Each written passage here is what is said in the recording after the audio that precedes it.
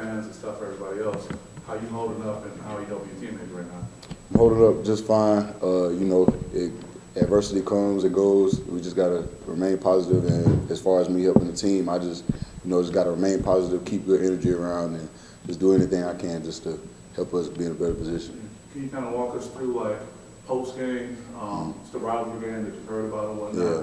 And I didn't go the way you wanted to talk about what post game was like for you and the rest of the team. Obviously, it was frustrating, not getting it done and not playing to the level that we know we can play at. But it's one of those things you just got to move forward. However things go, you just got to put one foot in front of the other, just keep going. Okay, When Alessio comes into those late drives, what's the difference between him and Aiden in terms of just how they approach things, maybe in the huddle, maybe in the way they reads, anything like that? What do you notice between those two? I would say the approach doesn't really change because at the end of the day, the quarterback position has to perform, in order for other people to succeed and do, like, for me to do my job, everybody else has to do their job, So nobody really expects anything less or anything more from Alessio or Aiden, for that matter. We just, he has to come in and do his job just like everybody else. The bowl game still out there. Mm-hmm. How much is that a conversation piece with the leaders and veterans in this team and what needs to be done to get there? Yeah, so it's a big emphasis right now, considering where we're at. We know that's something that we can accomplish, like we have the ability to, but we just have to all focus on our jobs and keep going. Don't give up. Like that's the biggest message I can really say right now is just don't give up. Like I know it's hard right now, it's raining right now, but rain don't last forever. So Is it mid-season goal adjustment or is it just this was on our goal sheet? nah, it's more of an adjustment because nobody just wants to play just to get to a bowl game. Like we obviously want to play to go to the playoffs, things like that, but it hasn't went that way. So now we have to shift our mindset and work towards a new goal.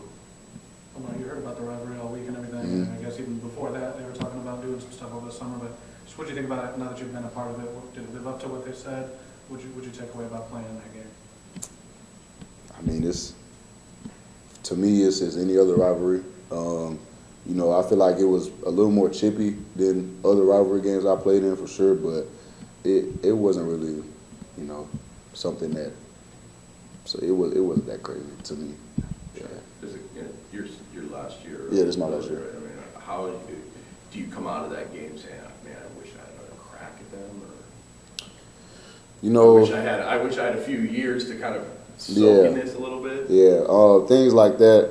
I definitely wish that I could have another chance to play them, just based off of how I went and the build up to it, you get emotionally involved and things like that. So obviously, yeah, I do wish I had another chance at them, but, that's just not how it's going to go. So I was saying, portal guys, you come to a place to try and not just learn the culture, but learn something, like I'm sure that when you talk to some of those older guys, could you sense like the hatred?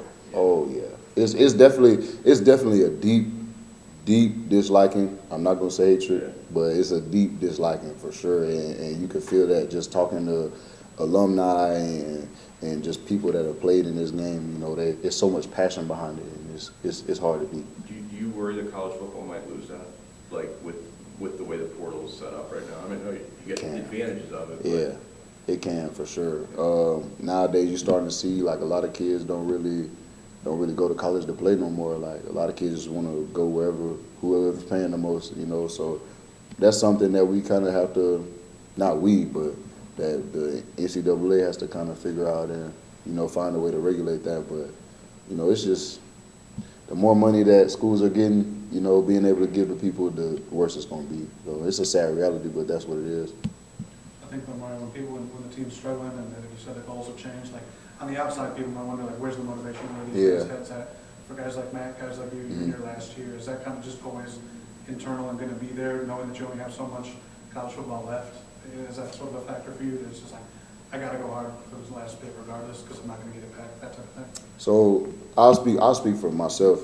My thing is go hard every day. Like it's no reason I get to wake up and play this game I've been playing since I was 3 years old. Like, and the fact that I'm still able to play, like it's a blessing. Like I don't have no reason to feel to be in my feelings or feel any type of way just because we're losing right now. Like, I still get to go out there and play with my dogs. Like, I've been with them, and I just met them in January whenever I got here, but like, we built a great relationship. Like, it's no point for me to go out there and be all sad and in my feelings when I could go out there and play for them. Like, just like how I know they're gonna go out there and play for me. So, you know, it's not something I think about, honestly. Just, I know what I have to do to, you know, help contribute to the team, and I'm gonna do that to the best of my ability every day, no matter what's going on.